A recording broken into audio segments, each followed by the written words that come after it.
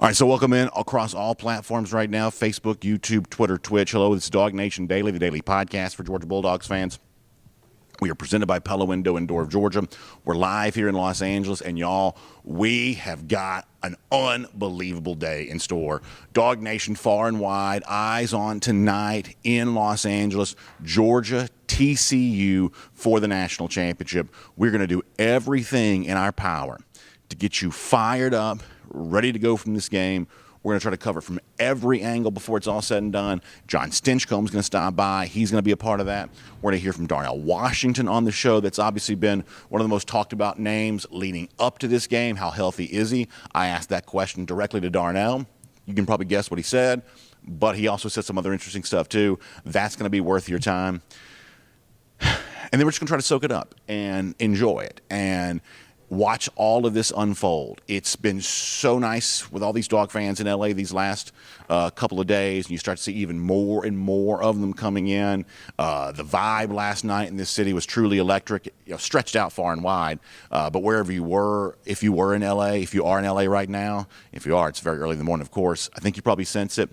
It's going to be a great time. We are going to get ready to watch these dogs, as we say around here, go for 2 in 22, play for a national championship tonight. So without further ado, let's talk about it as DawgNation Daily, live from Los Angeles and presented by Pella Window and Door of Georgia, begins right now. It is obvious what the end-of-season goal should be. It should be a national championship. That's what's realistic, being back in the playoff and being in a fight for your life against the teams we've talked about before for that national championship. That's what should be a realistic end-of-season goal for Georgia right now. Anyone who thought there was going to be dramatic regression for the Dogs, they've turned out to be wrong. Georgia won a national championship last year. They may win their second here this year. They can go for number 2, and that's what we're going to talk about here around here. You're going to hear me use this hashtag a lot. You're going to see me throw up the 2 fingers a lot, because that's what it's going to be moving forward. Georgia right now has a chance to go for 2 in 22. We have 15 players that are now gone to NFL camps or draft picks. They're gone. And we have some returning players, but they're hungry as ever. People have asked the question, how does it feel to be hunted? We will not be hunted at the University of Georgia. I can promise you that. The hunting that we do will be done from us going the other direction. Great teams can win games in different ways. You don't have a narrow path to victory. You got to do it in a defensive grinding game if necessary. You have to win a shootout. You have to do it when a key guy gets injured. You have to come from behind. You have to protect the lead. I mean, Georgia's been through those things now. You sweat together, you bleed together. And it's to create a program that's like this. And, extremely proud of that and proud to be a part of it. The journey is what we do this for, and we've come a long way since this time last year. These guys have done everything we've asked. I've just been so pleased with the mental makeup and the character of this team.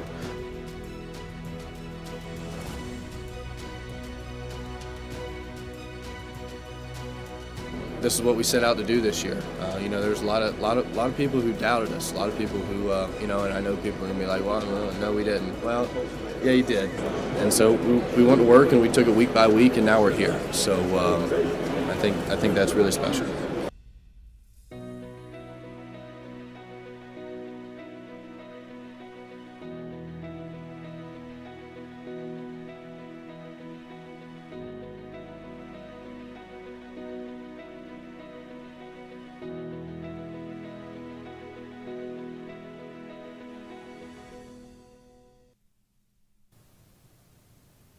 Hello, Dog Nation. I am Brandon Adams. This is DawgNation Daily, the daily podcast for Georgia Bulldogs fans, presented by Pella Window and Door of Georgia. And we are in Los Angeles, and we are ready for the moment. Georgia trying to bring home national championship number 2 in the Kirby Smart era. And it was so fun to go back and look at some of that stuff, including the episode of DawgNation Daily from the summer when we brought out the idea of go for 2 the very first time, and the notion of, I guess it was actually the early fall, but the notion that, hey, A lot of folks are saying that Georgia is going to regress, that Georgia's lost too much, that Georgia can't come back and do what it did. It's going to be an Alabama, or it's going to be Ohio State. It's going to be one of those teams. Those are the teams that were ranked ahead of Georgia to begin the season. Well, as you look around, Buckeyes, nowhere to be found. Georgia took care of that business back in Atlanta. Alabama, nowhere to be found. They've been rendered nothing but spectators here in this college football playoff. And the same team that finished atop the college football world last season is the same team that is there right now. And they're obviously looking, not anything guaranteed and certainly not overconfident, but they are looking to finish that off here tonight as they get ready to take on TCU. And some of the stuff that you saw or you heard in the montage that we just played included a discussion I had with Chris Fowler, who's going to call the game for ESPN. And by the way, if you want to check out the DawgNation video channels, you can go back. It's archived for you on YouTube, for instance. You can go to the YouTube page and go back and see the full interview that I had with Chris Fowler. I do think it's worth your time, if I do say so myself, because Fowler told a really good story about what it's been like to be a part of so much of the Georgia history as of late. He has the great call on the Sony Michel touchdown Rose Bowl at the end of the 2017 season. He obviously had the Keely Ringo touchdown in the national championship a year ago, and how many times have we heard that clip over and over again? Now kind of connected to Georgia through the thrilling Peach Bowl win from last Saturday night. So we kind of talked about Fowler's connection to Georgia, so I think that part alone makes the interview worth your time. But in the clip you just heard a moment ago, the other thing that you hear from Fowler, he says that he already knew that Georgia was good. Georgia didn't have to prove anything to him in the way in which they played against Ohio State. But it was a different kind of game. And that's what Fowler was alluding to in that clip, the notion of, okay, well, you can win the low-scoring game if you need to. You can grind it out defensive game. You can do that if you need to. But beyond that, if you have to play the opposite kind of the game, because here's what we know. We know for a long time that was the one thing that a lot of folks either didn't know if Georgia could do, assumed that it couldn't do, loudly proclaimed that it wouldn't be able to. How many times have we heard that said? Georgia, you can't win that kind of game. If you get into the shootout, if you get into the 40 to whatever game, you can't do that. Well, last week against Ohio State, that's exactly what Georgia did. And so if we use Fowler's word as our guide there, if we really use that as our instruction, then all of a sudden now this is a Georgia team that arrives to Los Angeles even more battle-tested than it otherwise would have been, because they've been now in a different kind of battle. Or maybe to say it better, at this point they may have been in every kind of battle that there can be. And so tonight, whatever TCU throws at you, and let's be honest here for a moment, I think to a degree we have to admit that TCU is a little bit of a mystery team. When you look at them, it doesn't look like they match up particularly well with Georgia, whether you're paying attention to recruiting rankings that are written down on a sheet of paper, or the heights and weights that you see on the roster, or if you're just kind of watching them. I've been around the TCU team already a little bit this weekend here in Los Angeles. By appearances, by looks, it almost doesn't look like TCU fits on the same field. Yesterday in the joint press conference, which happened on the stage right behind where I'm standing right now, you had Sonny Dykes and Kirby Smart. I think that Sonny Dykes is a great up-and-coming coach in college football, but from a resume standpoint, it seemed almost a little bit out of place compared to the kinds of coaches we've typically seen standing next to Kirby Smart in a situation like this. And so because of that, most of us who follow this pretty closely would have been pretty surprised that TCU is the team that Georgia's playing here right now.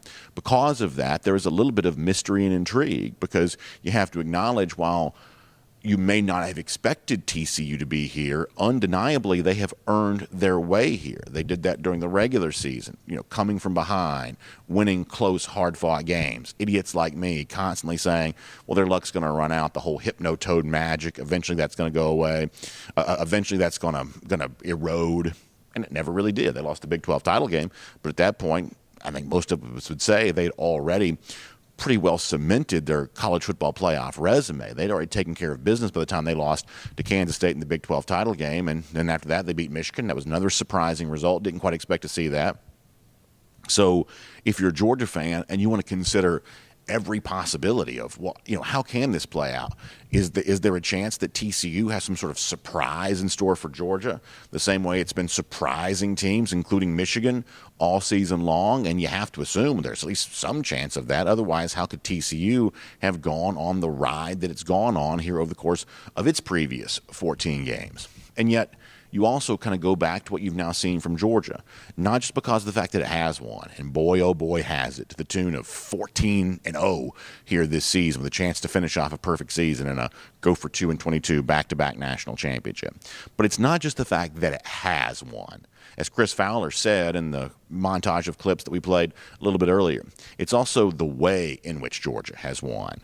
And the fact that now you've seen Georgia, to use a golf analogy here for a moment, essentially pull out every club in its bag. And at different points in times, it's had to be a different kind of team, and yet almost unfailingly, whatever kind of team that Georgia's been asked to be, they have been up to that challenge. So tonight, it's one more test. It's one more challenge. It's one more step towards perfection. 15-0 and go for 2-22. And I'll say this real quickly and then we'll move on. Obviously, I like reveling in the idea that the teams that, as I said to start the show a minute ago, the teams that we were told are going to be here, they're not here. I like reveling in that. I like making fun of Alabama. I like laughing at Ohio State, the fact they're still whining about what happened in Atlanta. Obviously, as Georgia fans, we have a little bit of fun with that. But there's also part of this that's kind of fun and really kind of awe-inspiring beyond just who Georgia had to push aside to get here. I mean, there's just also something to the fact, and I tell you, in every conversation that I've had face-to-face over the course of the last few days, this comes up.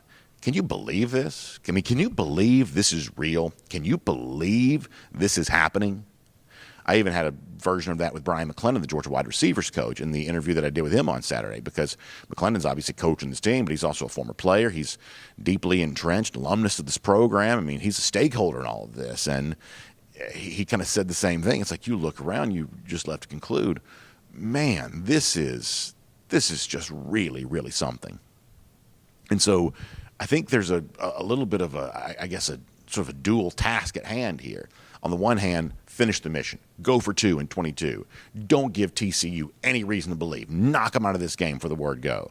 But on the other part of that, as you're doing it, stop and smell the roses. Pay attention to where you are. Pay attention to what you're doing. Realize that Georgia may have made this look easy over the course of these last couple of seasons, but it is nowhere as easy in real life as Georgia has made it look. That they are on an amazing journey. Who knows where it ends? Who knows how long it goes?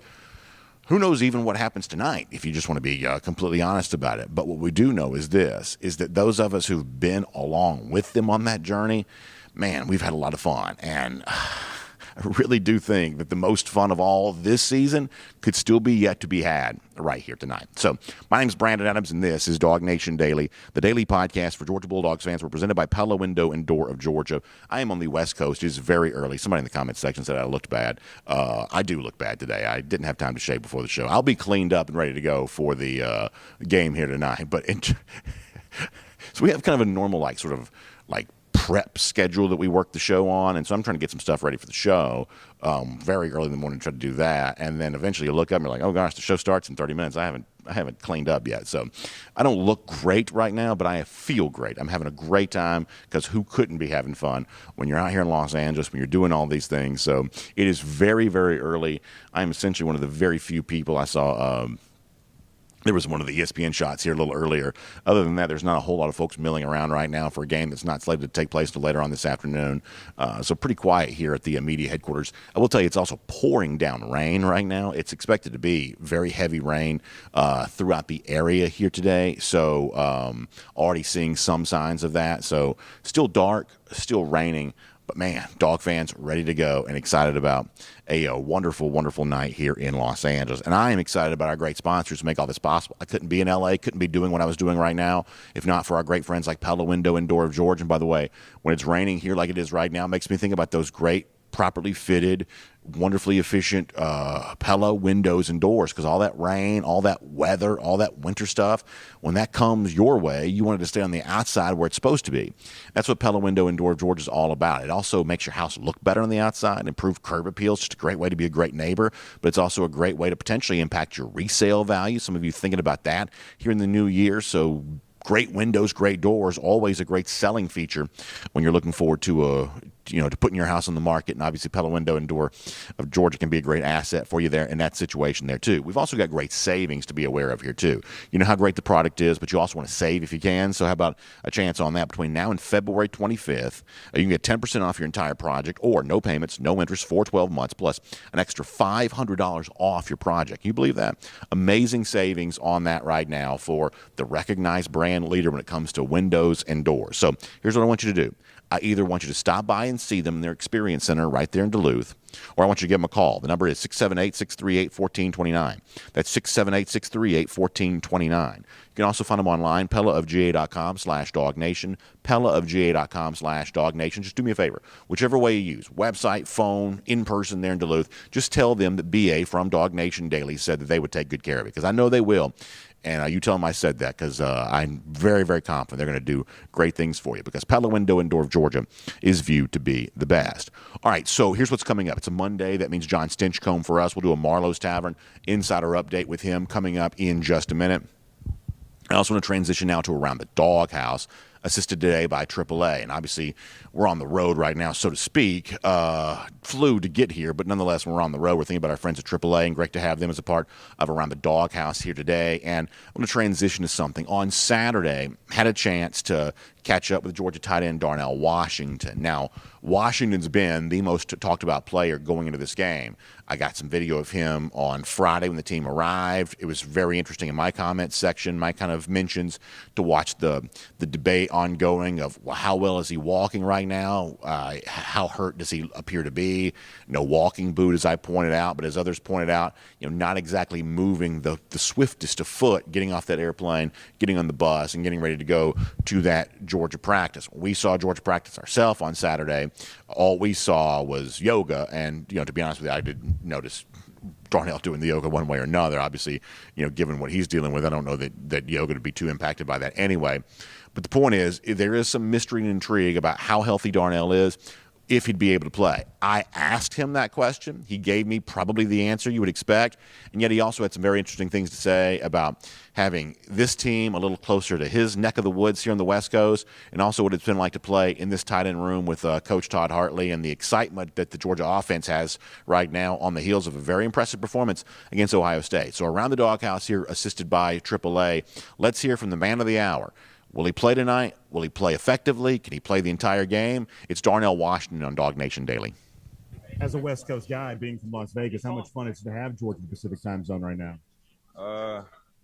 I've been in this time zone my whole life, so I like it. Nice to bring your teammates out here with you for change, though? Yeah, for sure. I know some guys probably never been on this West Coast So just seeing them looking at stuff and be like, why is there no trees everywhere? Or like, it's like everything look flat. I'm just like, hey, that's just, that's how it is over here. That's awesome. I know you're not going to answer this. We got to ask the question anyway. How healthy are you? Do you expect to play on Monday? Kind of like you said, I'm probably not going to answer.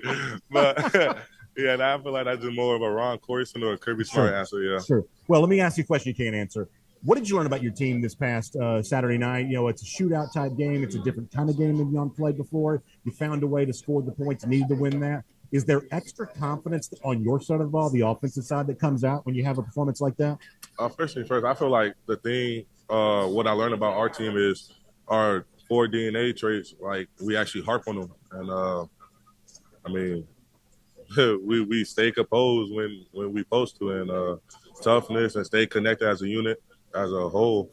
And I just feel like that's great to have on the team, because if you have a DNA trait and you guys actually are bought into them, then I feel like anything's possible. So whether it's you out there on Monday, or let's say it's Oscar Delp, how important are 2 tight end sets, knowing the way that TCU plays you defensively with, I guess, that 3-3 stack defense? How important is that extra tight end, having those 2 tight ends out there on the field in a game like this? I feel like if it's a tight end, or even if it's a left person or a receiver, I feel like whoever's in doing the job to the best of capability, and we scoring points, I feel like that's great. That's really Todd Monkey, a little dial up with me if I'm going to play, or if not. I feel like this week Todd just I really don't know what he got up his sleeve this week, but hopefully he we pull it off. And It's been like working with Todd Hartley as your tight ends coach. What's that position group been like for you? This year's been kind of special because, like I'm like the older guy. Yeah. Because, the first 2 seasons we had Fitzpatrick and Trey McKitty, so I was more the younger guy. So now since I like kind of took that step and like being the older guy and like the role of it, just overviewing everything, just like I'm like, so this is how it feels to be an older guy, I guess. But I mean, lots of personality, different backgrounds, and different everything. So I mean, I love these guys and they're special. I like every person in this group. If it's a walk-on, scholarship guy, anybody like that. So I mean, I love them. Darnell, best of luck to you. Yes, sir. Thanks for spending some time with us. Thank you.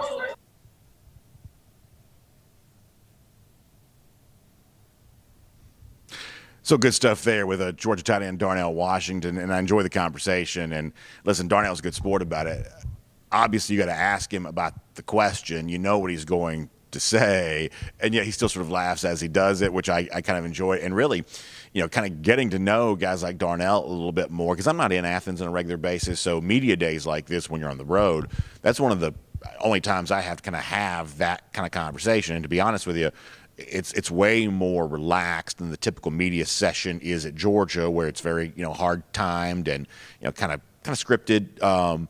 This is a little bit more relaxed than that. And I got to tell you, I thought the Georgia players did a great job in this environment, and Darnell was terrific. We had a great interview with him prior to the Peach Bowl and a great interview with him on Saturday too. It's fun to see his personality, and you could tell he's kind of excited about having guys on his side of the country. And I mean, the sense that I get is Darnell Washington's having a good time. And I think that he's certainly grown into the role of being a leader. I believe he's about to be a very well-paid man in the NFL draft. And while he's, I guess, finishing up his preparation for that by playing on this Georgia team, I just get the sense that he's having a really good time. And so I love seeing that side of Darnell Washington. No matter how effective he ends up being tonight, I love seeing that side of Darnell Washington. I guess if I'm going to be honest and admit here, the sense that I get from talking to people kind of around Los Angeles, Darnell certainly wants to play. Kirby Smart's made that clear. Darnell wants to play. So he'll be in uniform and probably on the field. I think it remains to be seen, though, beyond that, how effective he'll be able to be. And obviously,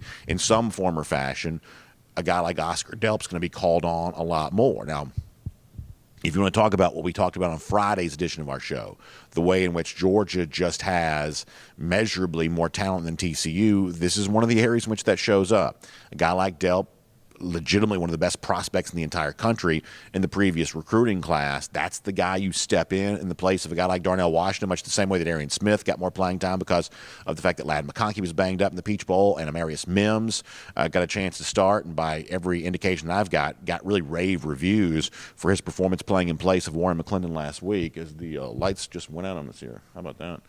Well, we may be moving. But the point here is that how about that? The point is that when Georgia has had to call on people to step up and play, they've had big-time talented players waiting in the wings to be able to do just that.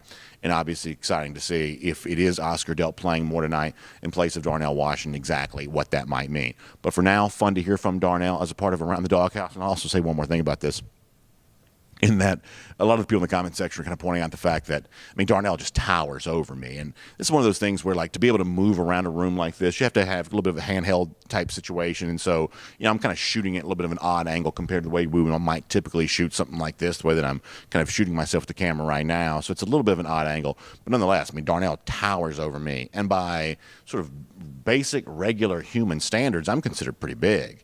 But you're around a guy like that, he just engulfs me.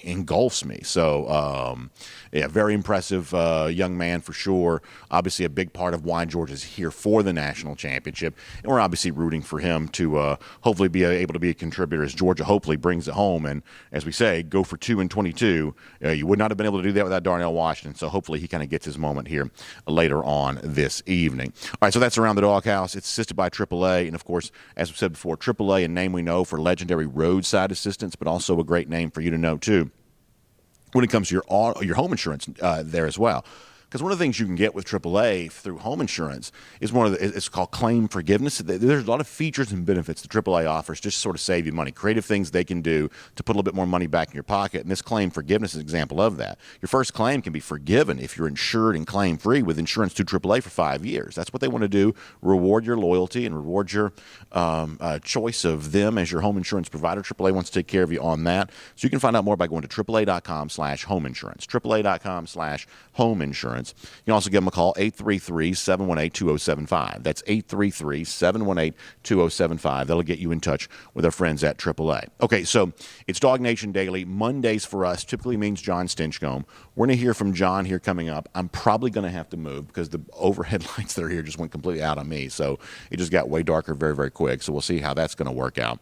But we talked to John about the vibe in L.A., the feeling of trying to win a national championship, the comfort playing in a stadium for the first time as a player. Big guy that John was, a little bit of an evaluation of how he thinks that Darnell Washington might be able to handle the pain situation that he might be dealing with. A lot of ground gets covered. Always fun to talk to John. We recorded this yesterday, so it's pretty fresh, but not here live. I'm not going to make John get up at 7 o'clock in the morning, local time out in L.A. when he's here to enjoy a football game. But it's our Marlowe's Tavern Insider Update. Hope you enjoy John Stinchcomb right here as a part of DawgNation Daily.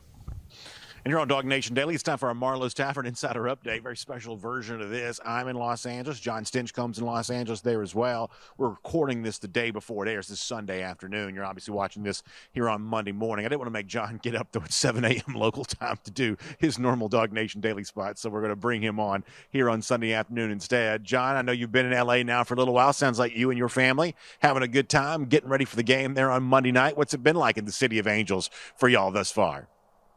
Well, so far it's been dog takeover because everywhere I've been, it's been covered up in red and black. We got in town last night, had a reception at the Grammy Museum, and now we've been kind of crossing all of L.A. and we're in Chinatown right now and have a couple more events before we'll actually get to a football game tomorrow night. Was in Venice Beach a little bit on, I guess, Saturday night, and then rolling over to Santa Monica Pier in Hollywood a little bit last night, and pretty much the fans that we saw were all Georgia fans. There's also a pocket of like Los Angeles residents that have no idea football games taking place here at all. Honesty does compel me to admit, but for the football fans we saw, it was all Georgia fans. I think I had one TCU fan yell at me at one point in time. Other than that, though, a pretty strong representation from this Georgia fan base, and it sounds like, John, a pretty strong representation as well with your former Letterman, fellow Letterman there too. It sounds like a lot of former Dogs here. Looking forward to watch the guys who are currently playing on this team carry on that great legacy. Yeah, well, I flew in with DJ was on my flight, and my understanding there was a bunch of other Dogs on a flight heading out yesterday morning. Ben Watson and Corey Phillips, and there's a huge contingent of Dogs that are descending upon LA right now that here to support the cause. And we recognize it was 40 years, and when you get back-to-back opportunities, we don't want to be that spoiled kid that says, hey, we've already been there and done that, because we certainly recognize it was such a rare occurrence that we want to appreciate being in the good days that we find ourselves in. And, most of the time when it's always a hindsight situation where you're looking back and say, man, those were the good old days. I wish I recognized them when I was in them. And I think for Georgia, that's where we find ourselves, and we have the awareness to say these are the good days. When you look at one of the key storylines in this game, it's obviously whether or not Darnell Washington's going to be able to play. And I was actually talking to my colleague Connor Riley, and he was referencing something you once said years ago about the difference between, for a big guy like Darnell, whether it be a lineman or just a big tight end, that maybe like a ligament issue compared to a bone issue, and kind of what that means for a guy like that, having the mobility required to come out and be a big part of this game plan on Monday. Neither one of us are medical professionals, but the sense that I get, John, is that Washington's going to have his uniform on. I think he's going to try to play. Obviously, as Kirby Smart said, the game means a lot to him because it is a national championship, but also he's as close to home as any game he's ever played in his college career, being a Las Vegas guy. He's in the Pacific time zone here. But all of that said, while Washington is certainly, I think, going to really try to give it a go, seeing him walk around a little bit, it certainly seems like he's more ginger than normal as he takes those steps. How effective would you assume a guy like Washington's going to have a chance to be tomorrow night? Well, I'm sure he'd be limited in some fashion, but like Connor recognized as a bigger player, can he generate the power? And he's such a force in the run game, and most of his plays are straight ahead. Even in route running, he's not one of those wide receivers or running backs that's cutting and juking quite like some do. So if he's able to, if he's got the power and the strength in the joint, then I would expect to see him. And, you know, as fortune would have it, I've ridden on the elevator twice since I've been here with him, and he's getting on and off the elevator really well. So take with that what you will. That's your live report here from LA, is Darnell Washington's able to get on and off an elevator with very little complication. How that translates to a football field, yet to be determined.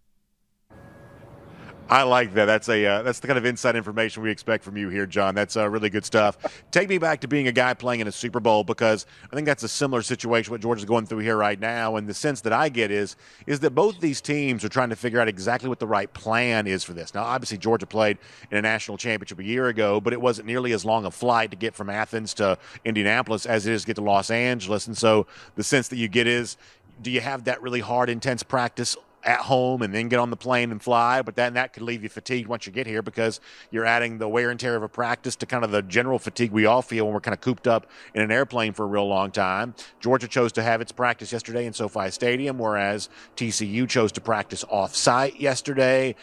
You've obviously kind of been through this. The big neutral site game for you was the Super Bowl, and I guess you were at the Super Bowl city longer than Georgia's going to end up being here in LA for this national championship.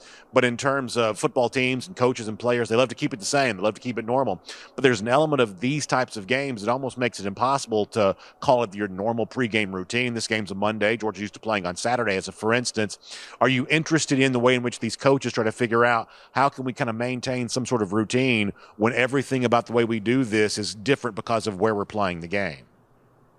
Yeah, I think you're trying to look for every advantage you can at every turn. And for Georgia, at least for the staff, maybe not every player, recognizing that so many are new faces to this team that weren't a part of last year's national championship, but recognizing what your team needs, understanding that this isn't the first time they've been in a neutral site and have to prepare in foreign territories, if you will. I think that's an advantage for Georgia. I don't think the moment is going to be too big, and they're able to focus on what's going to help them succeed once they do take the field. So, yeah, you're trying to find as normal a routine as possible. And for Georgia, having been in hotels and in cities away from town where you have to bus to practice, that's something that's not uncommon for them, and it's becoming commonplace almost. And that's a great place to be, where you're not bright-eyed and staring at your surroundings more than you are focused on what your job at hand is. I think Georgia has a decided advantage in this game. That doesn't mean that I'm guaranteeing they're going to win by 1,000,000 points or anything like that, but I do believe that Georgia is a favorite here for a reason. But there's a part of me that wants to consider every alternative just because of the stakes of the game. After all, this is for a national championship, and it's for kind of a historic national championship for Georgia in a lot of ways. So help me kind of unearth the other part of this. When you look at TCU, what do you think makes them dangerous in a game like this? Well, they're relentless. I mean, you watch the way they played games all year long, and they would get behind and find ways to crawl and claw back into these games. They've got tremendous playmakers, and Coach Dykes will talk about it. They believe in one another. They don't have that quit attitude. And if you're looking for a recipe for Georgia, I think you watch that Michigan game and say, that's exactly what we don't want to do. We don't want to go out there and give 2 pick sixes and get stoned on the goal line twice. And give TCU those opportunities, because they're an opportunistic team. You give them those kind of advantages, and they're going to make you pay for it. With Duggan, he's a playmaker. You watch the film, and he's the one who jumps out at you first. They're good wide receiver, good running back. They've got other playmakers, but really it rises and falls with Duggan, and he's able to do that not only through the air, but when he runs the ball, he's a very effective runner. I think you and I have talked about this before, but I'm curious. I was in SoFi Stadium on Saturday evening, got a chance to sort of see the lay of the land there, and it's a different looking ballpark. It really is. You could kind of feel some of the open air stuff. It's a covered stadium, but not completely enclosed like a dome is. It's kind of a mixture of inside, outside. It's the kind of thing that the Southern California climate allows you the chance to do. As a player yourself, I know Jake Fromm, who obviously quarterback, maybe it matters more to him. He said that the stadium does matter, and he would be looking around to see, exactly what he was kind of getting acquainted with when he walked into the stadium for the first time. How much for the rest of these Georgia players, maybe the non-quarterbacks? John, how much does the stadium, the fact they haven't played here before, the fact that it looks a little bit different, it's obviously a awe-inspiring structure from the outside. It's gigantic. It takes up, seems like half the county in terms of its overall size and mass. How much is there too playing in a stadium for the very first time?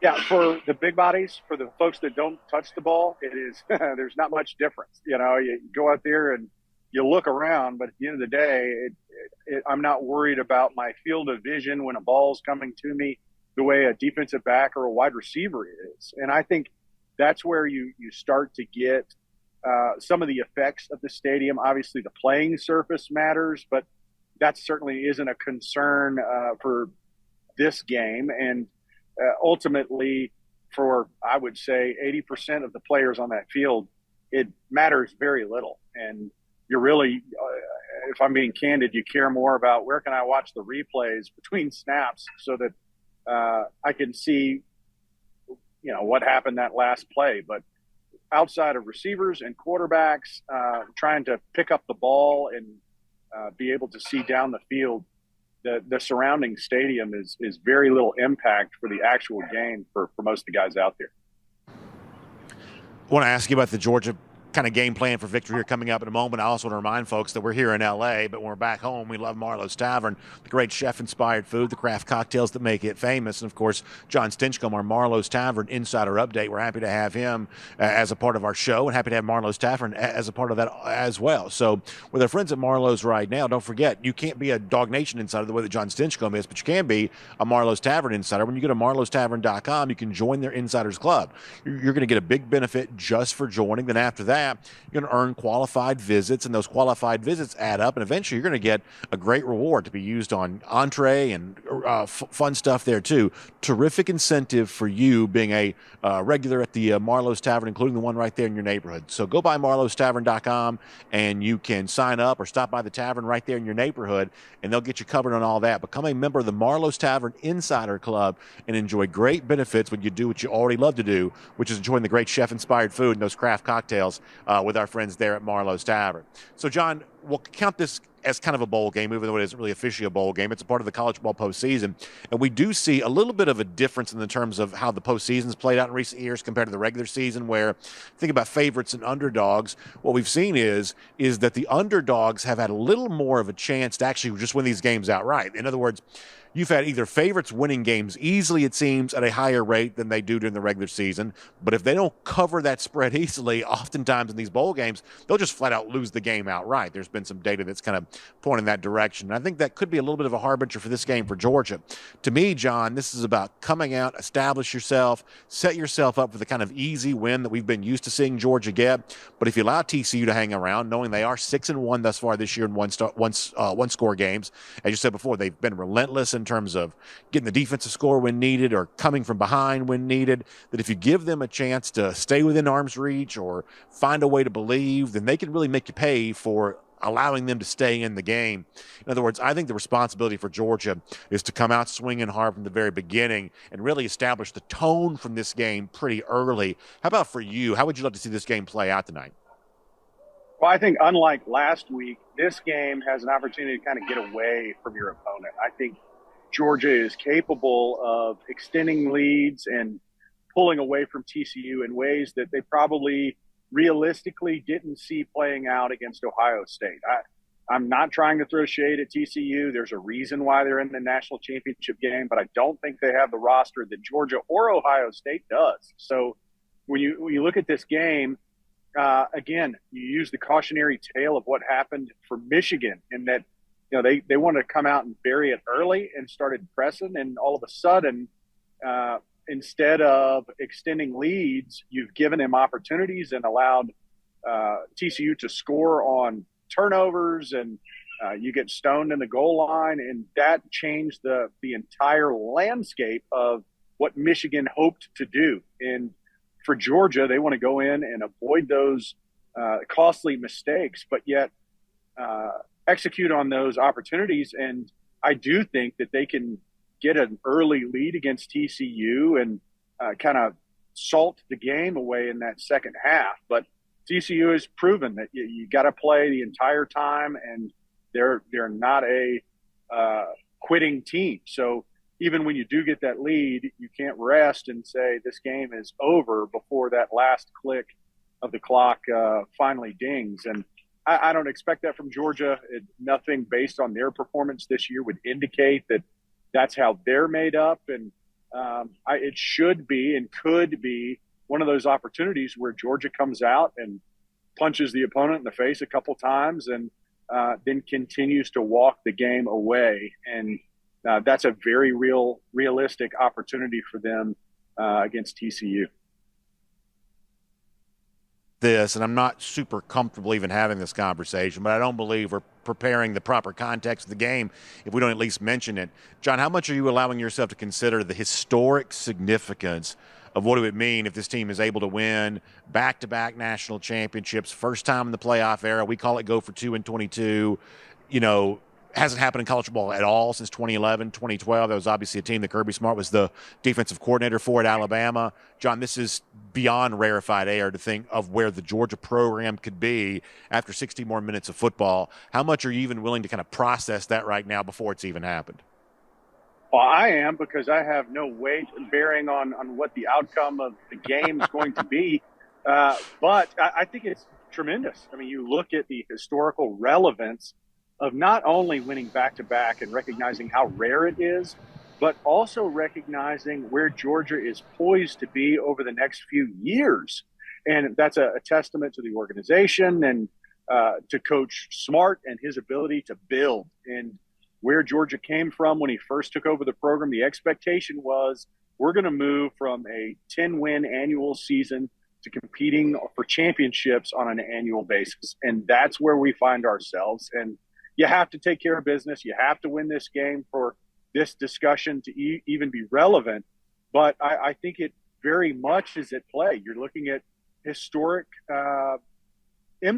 historical impacts for this program and relevance and a much larger scale, because very few teams have been able to do it back to back. And Georgia's in a situation where you take care of business today and you're going, how many of these do you think that they can string along?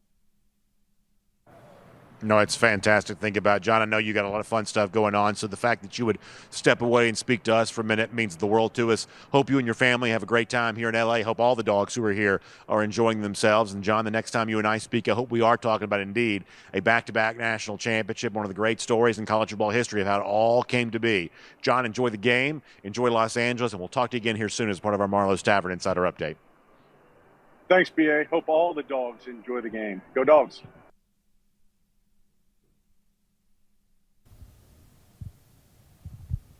So great stuff with John Stinchcomb. It's our Marlowe's Tavern Insider Update with him. Always love John's insight on stuff like this. And I had to tell you, it's so much fun to watch the way in which former players, and John's really more than that. He's on the athletic board. I mean, he's deeply entrenched in Georgia culture, but there are a lot of former lettermen here all across Los Angeles, and they're soaking it up. They're enjoying it. They're proud of what Georgia has come to mean in the years after they've left. And we're going to see so many of those in and around the stadium over the course of today. I know Jamari Salyer was over here a couple of days ago. Obviously, he's playing for the Chargers. This is his home now.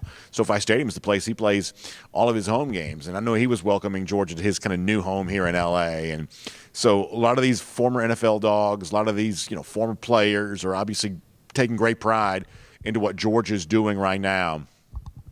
It's great to hear John Stinchcomb break all that down. We're kind of a sort of special edition of DawgNation Daily presented by Pella Window in Dorv, Georgia. We're in Los Angeles. If you're watching in video, you can see the lights that had gone off have come back on. It's still a little bit dark. The honest truth is, the sun is only just now starting to come up a little bit. It's been pouring down rain. So, good lighting, not easy to find on a day like this, but we're having a great time. And frankly, a little softer, darker light probably benefits me there as well. I was looking at myself during the break. It's like, oh boy, I look rough. It's early here, and I've been up way early trying to get ready for the show today. So trying to keep my sort of normal routine to deliver this show for you. And I am not at my most pristine best in terms of my appearance, but I feel great. Who around Dog Nation wouldn't be feeling great on a day like this, knowing what Georgia has a chance to do a little bit later on? And I want to kind of share some final thoughts with you on that from me, and then we'll roll into an R.S. Enders cool down after that. I do like Georgia here, and I like them kind of a lot. And as we said off the top of the show, the way in which Georgia has earned its 14 wins, I think gives it confidence for the way that it plays tonight.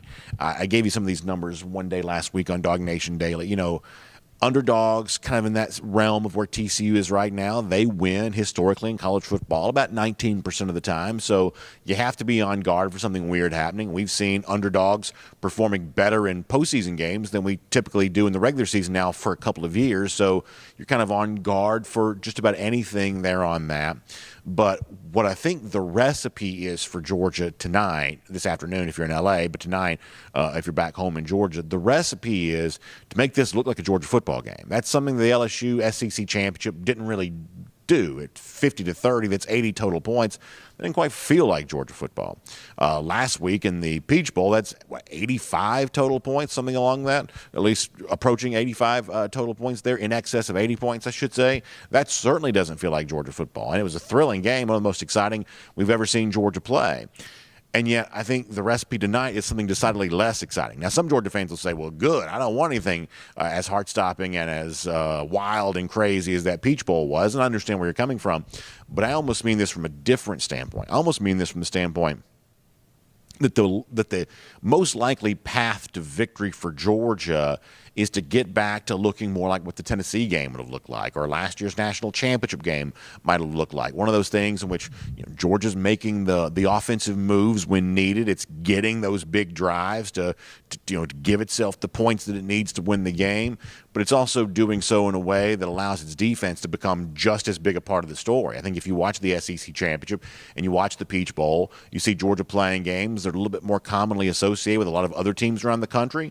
Well, I think it stands as a reminder of exactly why it is that Georgia typically doesn't play games like that. So if you care about point totals and things like that, the over-under, the added score of both teams in a game like this, the experts are calling for this to be a high-scoring game again, much the same way the Peach Bowl was predicted to be, and then even higher scoring than that.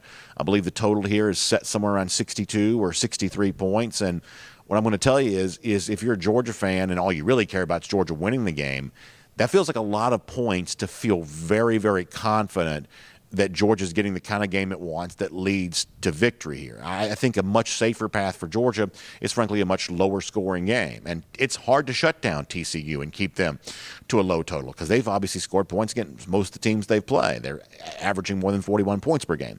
Texas, though, did have some success doing that. TCU hasn't scored a million points against everybody. And so for Georgia defense, and you talk to those guys, and we did on Saturday, this Georgia defense is motivated to go out there and be better this time around than maybe they were the last couple of, or at least game and a half, let's say. They're motivated to do that, but it's also a pretty important path towards victory there for these dogs, too. I'll also give you another note. I don't have this to show you, but I will give you another note here just for a moment. So Stephen Lawson, who's one of our regular commenters, he's won Golden Shoes, and we see him in our comment section. He shared this with me yesterday. So I guess there is reporting out there that Stetson Bennett has gotten the original Staquavius fade, or at least he was in the process of getting that. We'll confirm that on the field later on today. There had been some talk about this prior to the Tennessee game, I think it was. And it turns out that was fake news, that he really didn't get the haircut. It was just some old picture that got shared around. People thought it was new. In this particular case, the thing that Steven shared with me, and I don't have it to show to you, he was wearing, what do you call those things that the barber covers you up with? It said national championship on it. So I'm led to believe, unless that's a very, very effective Photoshop deal. I'm led to believe that maybe Bennett truly has gotten the haircut. Some of you are like, what in the world are you talking about? At the beginning of the season, that's what kind of sort of started the whole, like phenomenon of, Stetson got the very closely cropped haircut, had the big game to begin the year, and that sort of became kind of his sort of Samson in reverse superpower, I guess. Well, it appears that Bennett may be getting that haircut again to get ready for the game here tonight. So we'll give you some more information on that when we have it, but at least on the basis of social media, that indeed seemed to be the case. So we're obviously having a great time. We're looking forward to a full day's worth of coverage. So you got to understand this. I had somebody actually reach out a minute ago, like, what are y'all doing on video today? So this is essentially a combination of a normal day, DawgNation Daily, plus a game day. So in a couple of minutes, once this show is done, I'm going to go shower and shave, clean up a little bit, and then we're going to get ready to get over to the stadium. We're going to have regular Kroger Kickoff pregame coverage. We're going to have, obviously, DawgNation postgame show presented by the UGA Bookstore down on the field once the game is done tonight. So we're all over on that for you. Whatever happens around L.A. today, around the stadium, we'll try to show you that. I may try to get a couple of videos, like, say, the tailgating scene, just sort of give you an idea because that's been talked about. We'll see if we can kind of give you some sort of indication of that. We're watching the weather a little bit, not for the game itself, but kind of getting back to and fro from SoFi could be a little bit of a challenge if they get as much rain as has been, kind of predicted. So we're watching all of that and getting ready. So as you're enjoying DawgNation Daily, part of this national championship, within the next couple of hours, we'll kind of transition to a regular kind of game day environment. Kroger Kickoff pregame inside SoFi Stadium, coverage throughout the game, and then, of course, the DawgNation postgame show immediately after that where, oh, my gosh, can you believe this? We might be celebrating a back-to-back national championship here for these Georgia Bulldogs. Man, go for 2 in 22. We started talking about it months ago. It was kind of a wild dream, and a lot of folks probably even laughed at the notion of it. You heard Stetson Bennett say that in the video package we ran for you at the beginning of the show. A lot of people, Stetson was calling out. A lot of people act like they didn't say that, but yeah, Stetson's got the receipts apparently of a lot of folks who maybe weren't believers when the year began. But Georgia has made believers of everyone as this season's played out, and there's one more big game to go. And ultimately, Dog fans will take it however they can get it. High scoring, low scoring, whatever in between. You have your thoughts about, kind of what the best path towards victory is, but ultimately it's just simply a matter of going out there and getting it done, bringing home that national championship. And I'll say to all of you, thanks so much for allowing me to be a part of it with you. Some of the stuff that we've done here this weekend, obviously DawgNation Daily, it is a great, great privilege to be able to do this, and I am so excited about what this next couple of days could be like. If Georgia can get this win, if Georgia can bring it home, and then to see the celebration unfold. I asked Connor Riley this yesterday. We'll get ready to wrap up after this. I asked Connor Riley this yesterday. So if Georgia were to win, and obviously you don't want to think too much beyond just trying to get it done, but we're just having a conversation here. We can do this for a minute. Will the celebration be less than it was last year? Because after all, you've done this now. Will it be the same as it was last year? Because, well, a national championship is a national championship, and therefore you always celebrate that. Or is there a chance that this year's national championship might be celebrated even more than last year's national championship? And I have a sneaking suspicion it might be the last of those choices. I have a sneaking suspicion that the celebration that could happen in L.A. tonight, if Georgia wins, could actually be unparalleled to anything, even comparing it to the crazy, wild celebration in Indianapolis last year, because it's simply a matter of compounding history. Last year, Georgia broke through. This year, Georgia is going to a higher plane if it can win. It's following up a national championship with a 15-0 perfect second national championship. That's what Go for 2 in 22 is about. So keep a good thought. 60 minutes of football, a lot of hard work. TCU's not going to lay down without a fight. They're going to bring it to Georgia, but we've seen enough from these Georgia Bulldogs to know they're going to bring the fight right back. So that is just a really, really fun thing to be able to do. Also, typically speaking, we do our SEC through. We don't quite have a normal SEC through today. So let me just kind of do what I normally do, which is give a quick shout out to my friends at Royal Caribbean. We're normally cruising around the SEC. Today, we're for the most part, we're just sort of floating around L.A. So big shout out to our folks over there. Obviously, last year's second ever cruise with DawgNation in April turned into kind of a celebration of having been a part of the ride as Georgia won the national championship, and we certainly hope this year's cruise is much the same way. The final night of our cruise is April 24th through the 28th.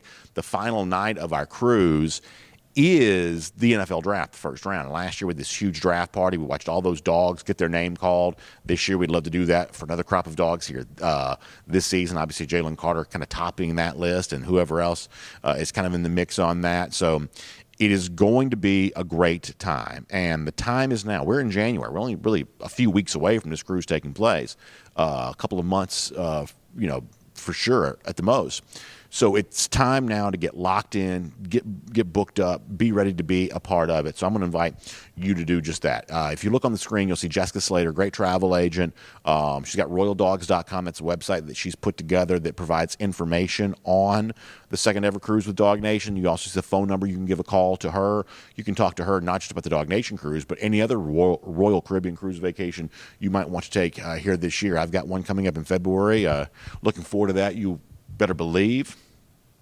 So she's going to be able to hook you up and help you out and take care of you on all of that. So talk to Jessica. We want to see you on board Independence of the Seas with us, April 24th to the 28th, going out to Port Canaveral, going to Perfect Day Coco Cay, going to Nassau in the Bahamas. And to make it the most fun it can possibly be, we need you on board there as well. So we hope to be able to do that with you. All right, so as we get ready to wrap up and say goodbye today, we have a great collection of golden shoes. And I want to show a couple of these. Honestly, I wish I could have gotten all of them in from the folks who sent them over here, just because there just were so many good ones, and you want to kind of create that great vibe going into the game here tonight. We had a great collection on Friday there as well, but we'll do a few of these here right now, including I want to give a shout out here to our first one. It comes from Big O, who shares a very funny meme of a Bama fan and Ohio State fan talking to each other, and the girl says to the guy, "You see, you just blame the loss on the injured receivers and the cheating refs, and you're all good." Yeah, certainly these Ohio State fans seem like they're taking a page from the Bama fans there on that. And he gives you the hashtag golden shoe, hashtag go for 2 in 22. Big O, that is good stuff. And certainly we've seen plenty of that from the Ohio State fans here over the course of these last couple of days. How about Dina Pruitt? She checks in. This is the kind of pregame tailgate party I like to see. She says, ready for tomorrow night, HBTFD, go Dogs, and then go for 2 in 22. And she's got the finished long drink with the HBTFD glasses there to pour it into. Dina, that sounds like a party. And they may be trying to ban tailgating here in L.A., but it sounds like you're not going to be stopped wherever you are from enjoying yourself. And we need you at full tilt for this game on Monday night. So you have a very good time with all that. And, of course, I hope you enjoy that finished long drink as you do. And then finally, Bill Sanders writes in to say either you're elite or you're not. Go Dogs, go for 2 in 22. Bill, that is so well said.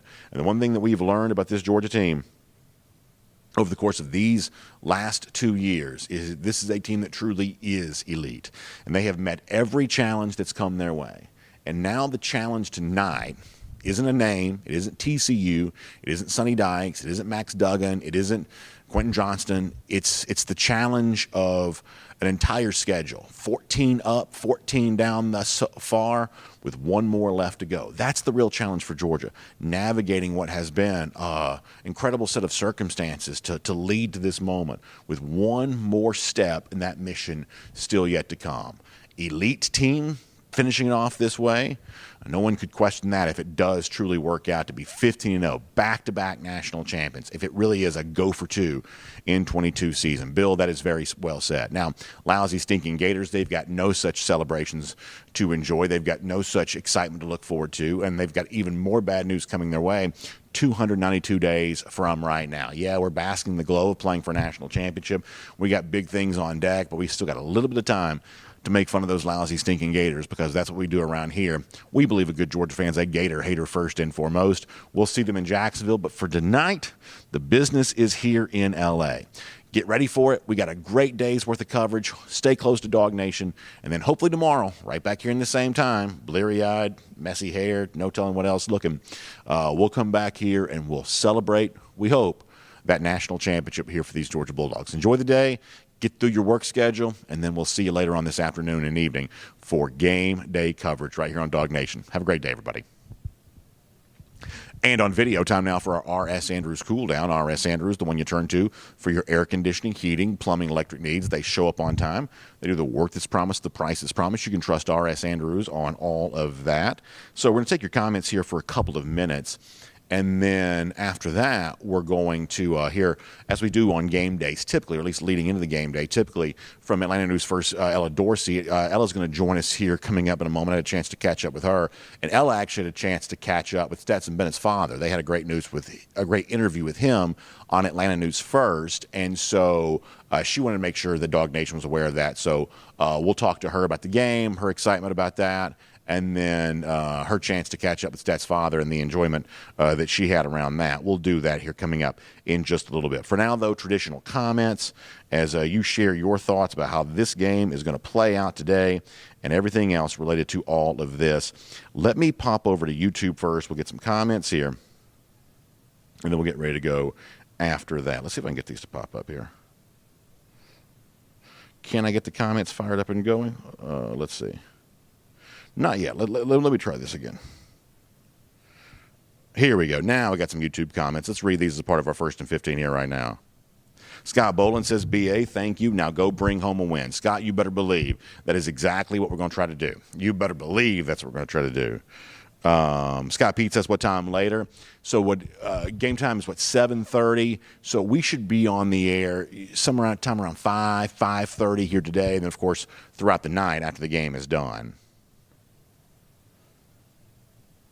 Robert Tony Wilson checking in to say, Robert, that's incredibly nice. Robert Tony Wilson, that's incredibly nice. Thank you so much. Obviously, those words mean the world to me. That's the nicest compliment I could ever receive. And I love what I do. I love the fact that I get to talk to all of y'all. I love the fact that we're doing all of this right now. Who wouldn't enjoy all of this? It is just a really, really fun time. And in a lot of ways, the best may still be yet to come because we get to watch this game tonight and we get to see how it all plays out. And of course, there's respect for TCU, and of course, there's belief that anything can happen in college football.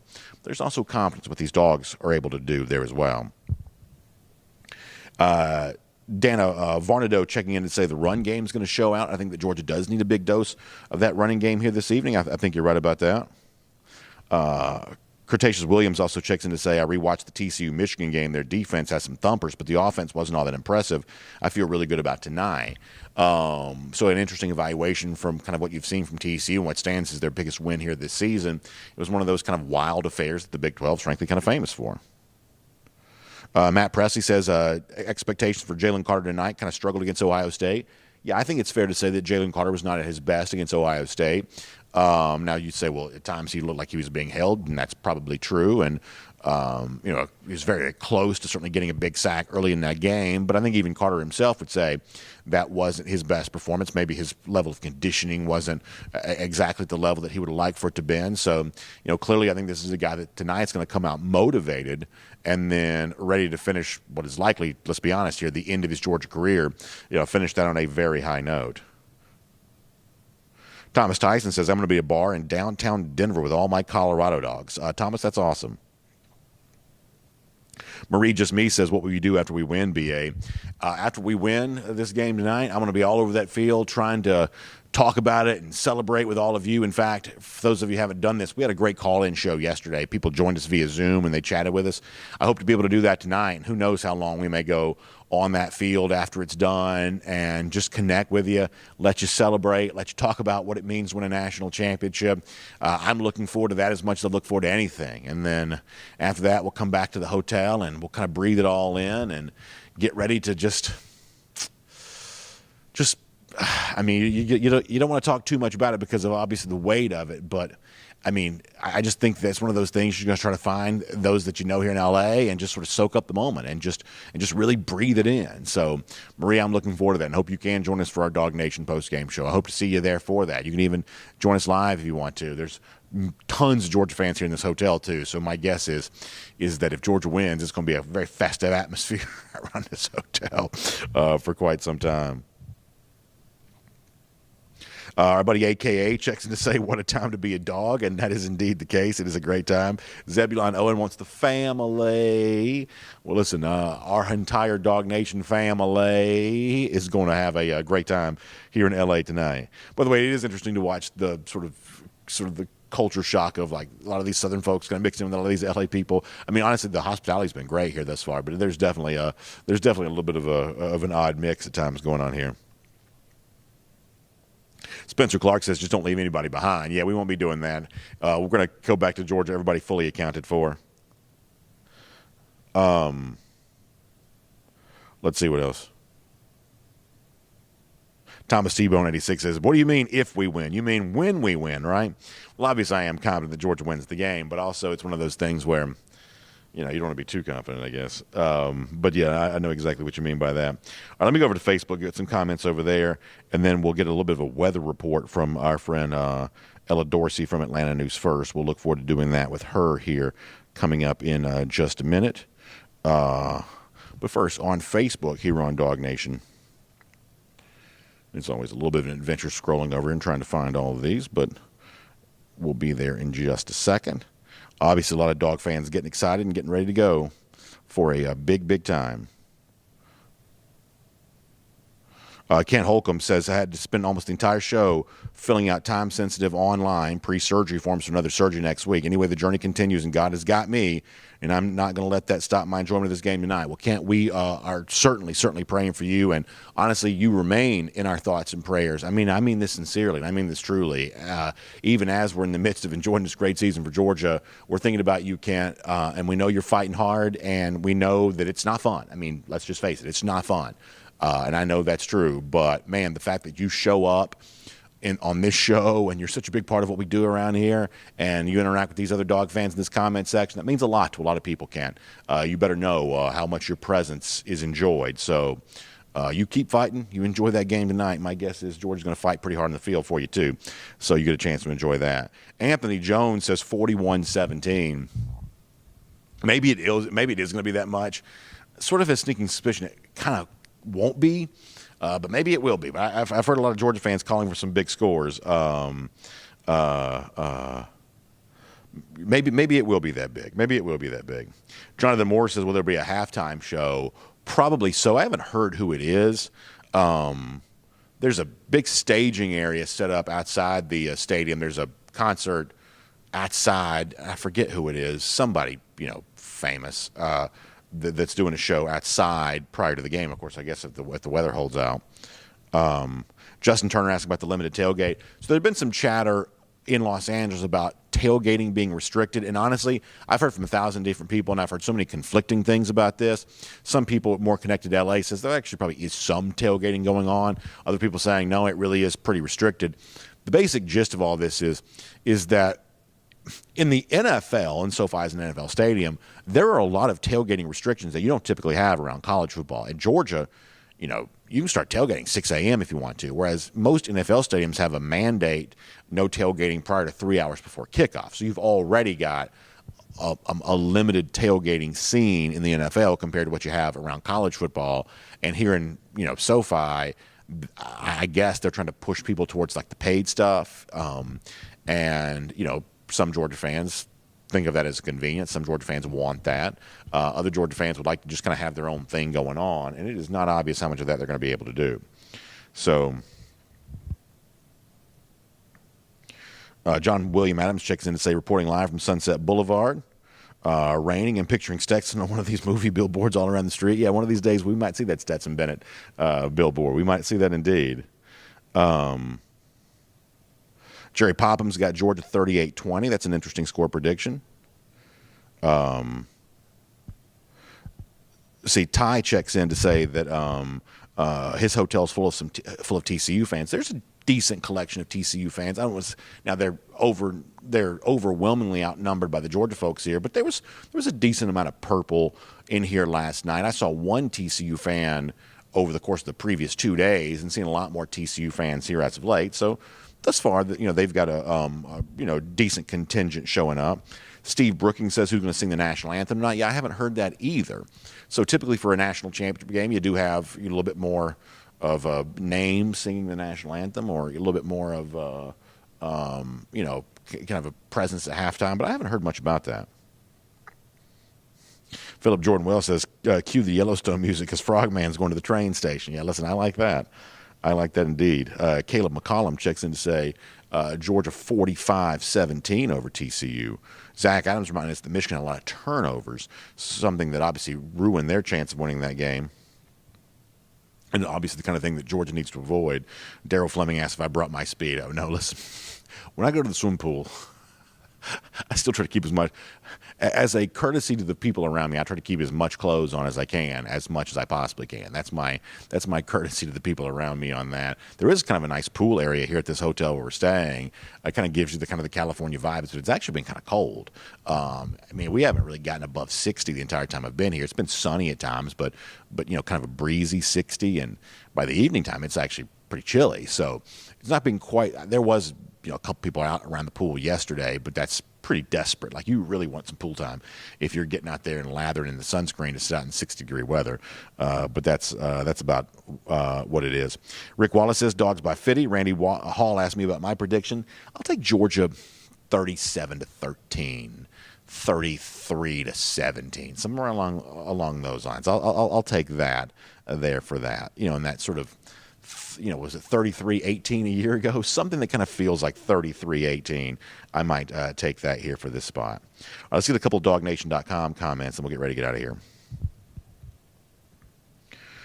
Craig Jones says, I've got some friends who are there for the game, getting a good feeling this morning. Sending love from Warner Robins, Georgia. Well, we appreciate, Craig, you joining us from the WR, and hope you have a great time watching this game here tonight.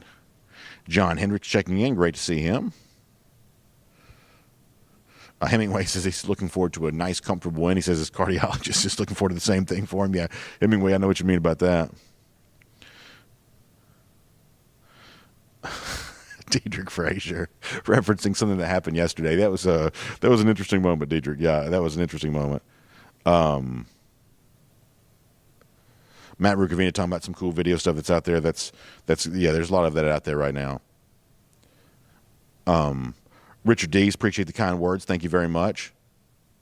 Ken Holcomb says, are we seeing a lot of Dog fans? Yeah, there are a lot of Georgia fans here. I've been very impressed with the turnout. I expect there to be big numbers of Georgia fans who are here. It's obviously a long trip. Airfare's been expensive, but there has been a lot of travel here thus far. So I don't think you have to worry about Georgia not being well represented with everything that's going to play out. So we're really excited about all of what's going to go on here over the course of the next day or so. And, of course, some of that for us is our traditional game day stuff, as we've been doing all season long.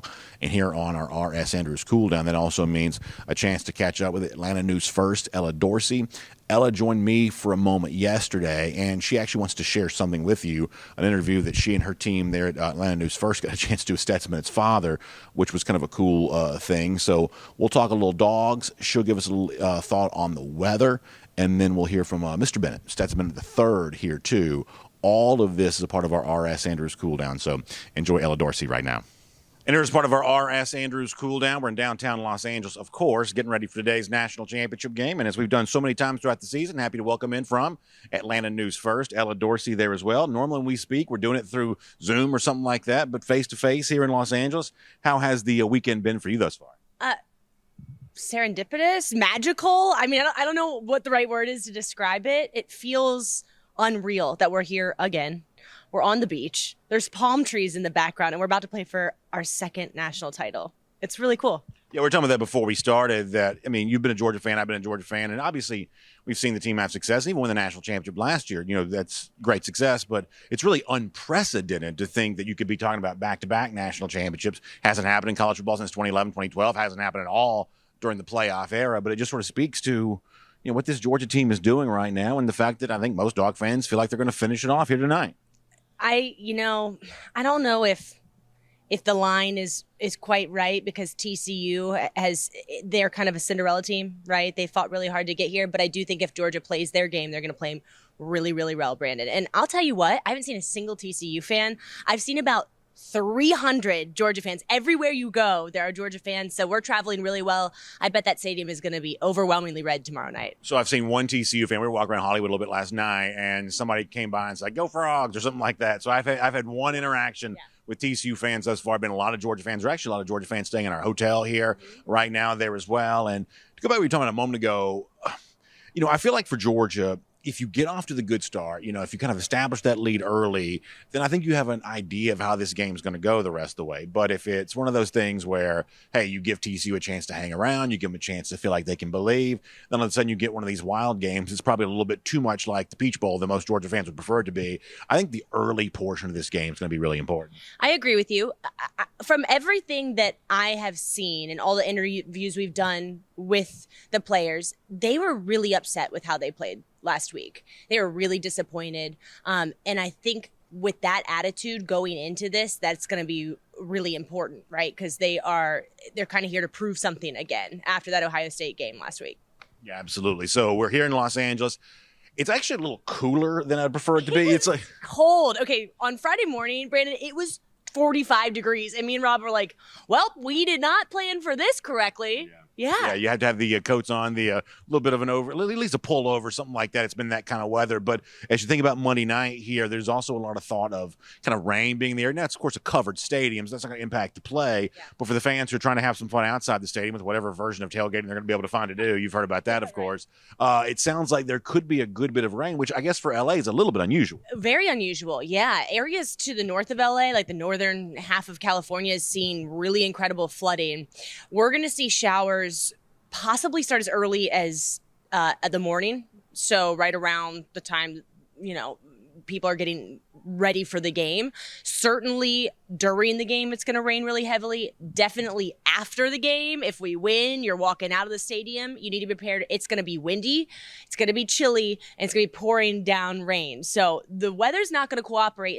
And then also on Tuesday, headed home, I want everyone that is out here to give themselves extra, just plan on delays. It's going to be pouring down rain all day on Tuesday. We saw delays coming out here, and it wasn't even due to the weather. So just plan on a long travel day home. But you know what? Who cares? Right. If Georgia wins the national championship, it could pour down rain. It could do whatever. Like, Georgia fans aren't going to care at that point in time. So it's that kind of thing for sure. And the other thing is, I was in the stadium yesterday. It's a different kind of stadium because if it's daylight, you can kind of see the daylight coming through. It's a little bit of an open air combination. And by the time we were near there last night, it was about 5:15, 5:30. So it was kind of already dark enough, which I thought it got dark way earlier than I expected it to. So it kind of felt like a typical dome stadium. But, it's a 4:30 local start here in California. So at the beginning of the game, you are going to get a little bit of a daytime, assuming the sun's bright enough to be able to be seen, you're going to get a little bit of a daytime vibe in that stadium, which is a little bit different than you sometimes expect, obviously with a completely closed dome situation. Well, yeah, and I do expect it to start raining right around that time, so it's not like it's going to be overly sunny. Also, it's going to be breezy as well, so bring jackets into the stadium. For sure, definitely. Because you could feel it. Last night I was standing on the field, and a lot of the Georgia players have said, hey, it feels very humid at Mercedes-Benz Stadium. There were some cramping issues, I think, with the Peach Bowl. A lot of the Georgia players said it's hot in the Atlanta Stadium. Yeah. It was not hot in there last night. You could feel the breeze. Yeah. It's not quite as cool as it is where we're standing right now, but you could definitely feel some of that open air. You could kind of feel, not windy, but maybe a little bit breezy. You could definitely feel the outdoors. Let me just say it that way. I mean, and look, you have a couple beers in the stadium, it's just going to feel great, right? But do plan on rain after the game, leaving the game, and on Tuesday. That's going to be a big deal. Back home in Atlanta, it's beautiful and sunny.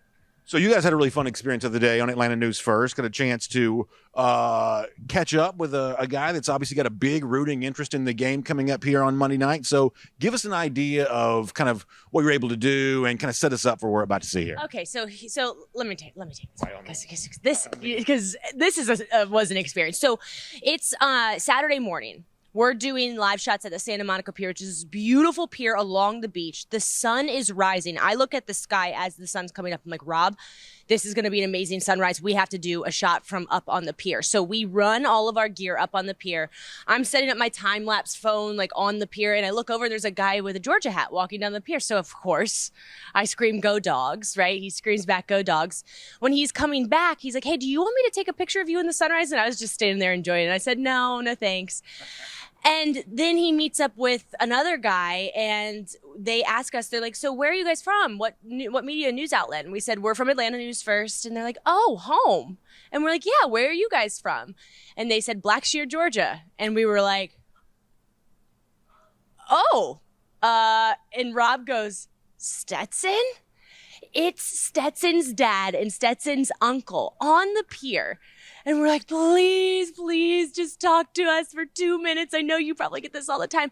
They were so incredibly nice. They talked to us for 15 minutes. And we got this just beautiful, beautiful inside look at kind of the relationship between Stetson 3 and Stetson 4, right?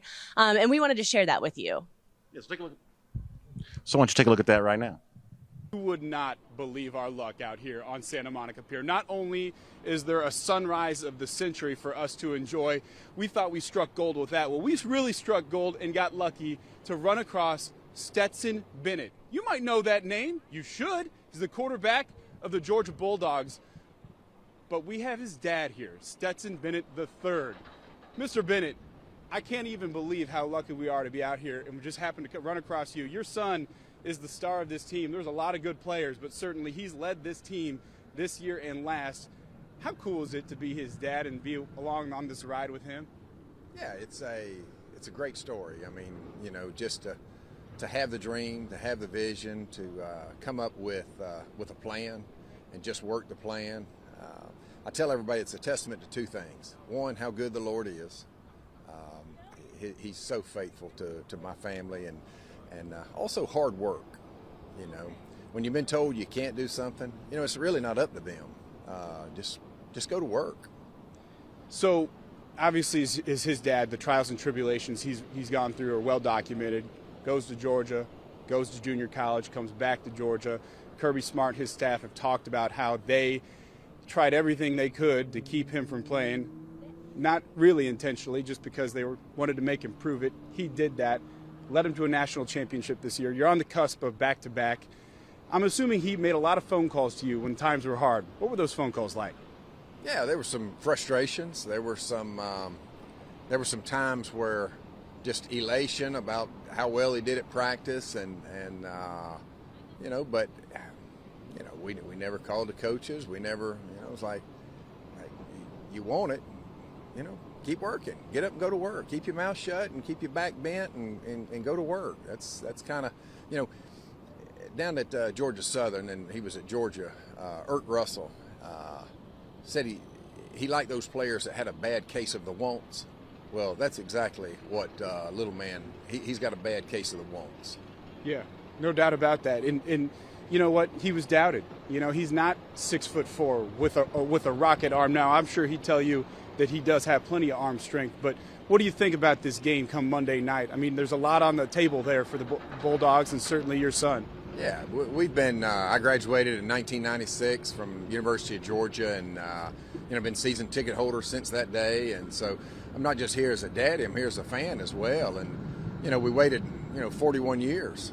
And I got to see most of those years. And so to get to see not only Georgia reach the pinnacle, but have your son there is a really special time, and having the opportunity to play a really good TCU team. You know, we got the opportunity to meet the Duggins when at the Heisman you know, ceremony, and great family, and just you know, great young man, and his story is kind of similar to Stet's as well, but it's going to be an awesome day and a great weekend, and we've got a beautiful place here to do it. Mr. Bennett, thank you so much for taking the time. So obviously so much fun to see him enjoying watching his son playing in his final college game. And, man, what an experience that is. First of all, what a beautiful backdrop in Santa Monica like that. As you said, the sun coming up, just absolutely gorgeous. It really gives you an idea of how much fun dog fans are having, whether you be the father of a player or not, how much fun Georgia fans have had kind of invading California over these last few days. Well, and he said he had gone out there to worship, and we kept saying, this is such great luck that we ran into you. And he said, you know, it's not luck, it's God. It's God. And I really loved that message. You know, there with the sunrise, it did feel pretty spiritual running into him, and kind of a good omen. Rob and I left and we're like, I mean, there's no way we're losing this game now, right? We just met Stetson's dad. So that was a really cool thing. And I think that's kind of the community that UGA fans create. You know, you see someone with a Georgia G and they immediately feel like family. And that's really cool. I think it's absolutely cool. So before we let you go, I got to ask you, obviously we see every morning Atlanta News First. That's 4 a.m. Atlanta time. Are you doing the show at 1 a.m. Pacific? We have been going on air at 2 a.m. LA time. It has been a whirlwind for sure. 2 to, let's see, 6 a.m. every morning, which, you know Have what? you slept at all since you've been here then? Brandon?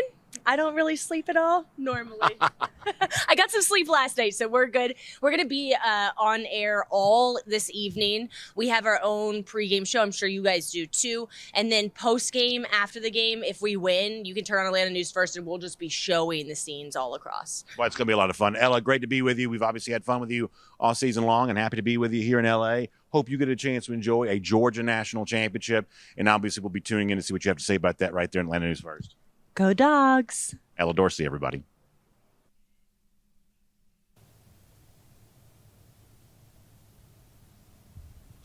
All right, good stuff there with Atlanta News First, Ella Dorsey, and great stuff with Stetson Bennett III. They caught up with right there in Santa Monica.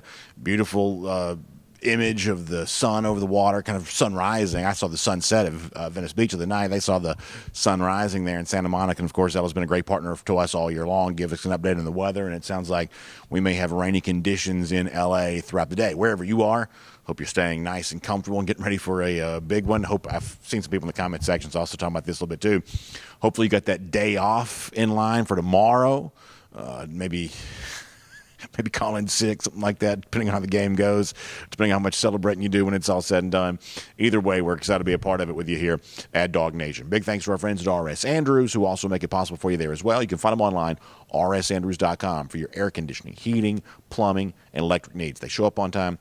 They do the work that's promised, the price that's promised, including heating systems. Wherever you are, it may be very cold. Back in Georgia, but not quite cold enough for heat here in me for California, but back in Georgia, we certainly run our heating system already plenty this winter. So if you want to stay toasty and warm for the rest of the winter, go ahead and get your unit tuned back up to factory fresh specs. With R.S. Andrews, you can find them online at rsandrews.com, and they'll get you back in a nice working condition and feeling nice and warm and toasty throughout the rest of the winter. So we're going to say goodbye on our R.S. Andrews cool down for right now. We'll see you back here in a few hours for pregame coverage. So getting ready for Georgia TCU. The next time I speak to you, it'll be at SoFi Stadium, getting ready for that game, showing you some of the sights and sounds from around the stadium leading up to the game. And then, of course, when it's done, DawgNation postgame show presented by the UGA Bookstore. We want you to be a part of that. We want you to call us and talk to us, and we'll break it down. UGA versus TCU, how it all plays out.